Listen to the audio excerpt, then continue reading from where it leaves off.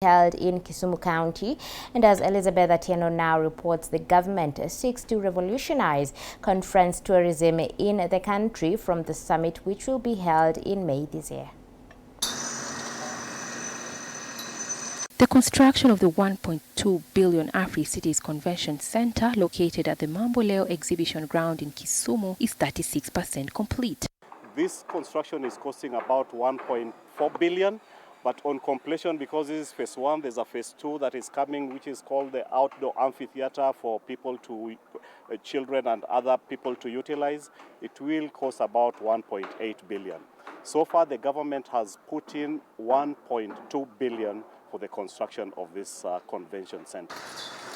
The construction is in line with President Uhuru Kenyatta's declaration in June last year, where he stated, and I quote, "Let me say how delighted I am to formally announce that Kisumu City will play host to the largest Afri-Cities summit ever hosted in Kenya. My administration will extend to the county government of Kisumu every support to showcase Kenya and Kisumu to Africa and the rest of the world."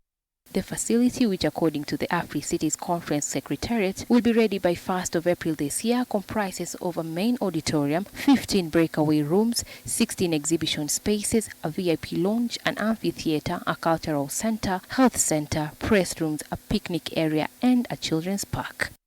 Teams that have been put together to look at the accommodation facilities has documented over 9,800 of room capacity in and around Kisumu, and we're working with a radius of about 80 kilometers. That is about 45-minute drive from the hotel facility to the venue.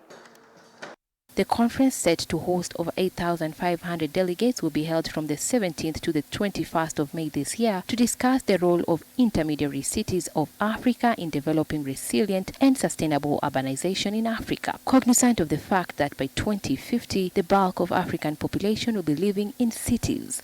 Africa is the frontier for the future, and if we're going to be discussing intermediary cities, then the world is really looking at intermediary cities as a frontiers for growth. Kisumu City is going to be the first intermediate city to host the Afri-Cities Conference, which will improve Kisumu's economy with over 10 billion shillings given its proximity to Uganda and other East African countries.